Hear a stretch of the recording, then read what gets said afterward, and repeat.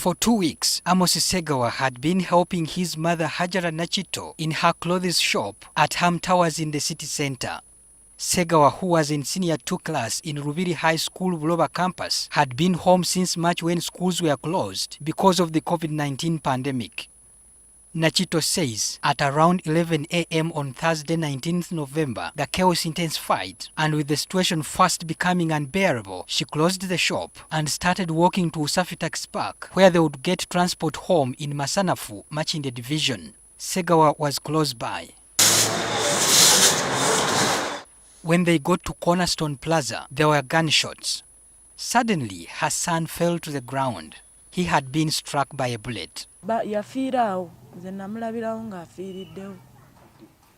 N'engweri nange mu kkubo saamanya.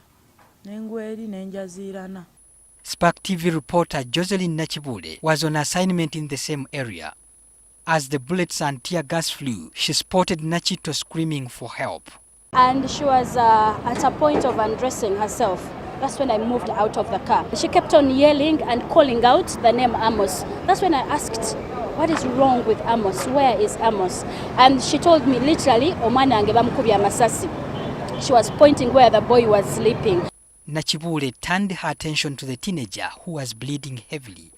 So what I did, I went to that police post and asked any of them if they could cover me so that I could get that boy and take him to hospital. But before that, we were trying to find an ambulance. We didn't get any. Police told me, a policeman from that side told me they were waiting for a car that would take that boy. So I stood for about 7 minutes. She says she had to think fast if the boy's life was to be saved. I made a decision of my life, a decision that I do not regret, Senyondo. I said, I am going to go. Whatever it costed me, I forgot as a journalist, I forgot anything that was going on around me, but what came to my mind was, I am a mother and I am now helping a son. I came and got the boy. Nachibule spotted a boda motorcycle rider who took them to Mengo Doctor's Clinic.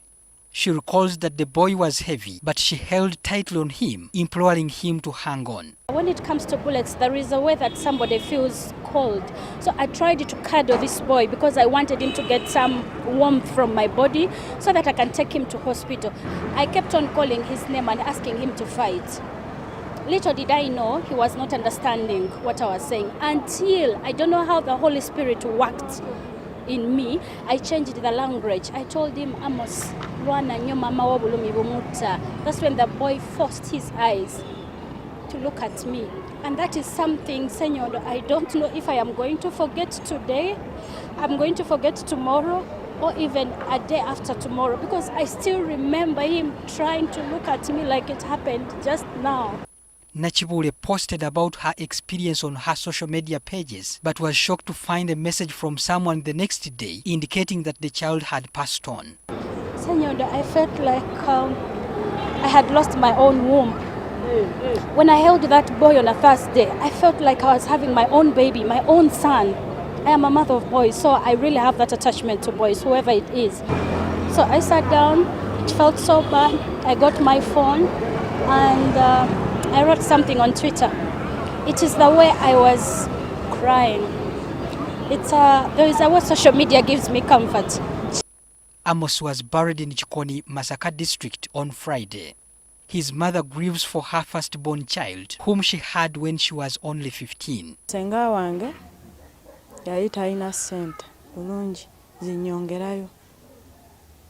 Nenfuna omusajja nenzaala omwana. Naye omwana abadde muganda wange taata wange ng'era twenkana. Amos Segawa lost his life at such a tender age under unfair circumstances. Both parents would like to seek justice, but from our conversation, they seem not to know what legal procedures to take.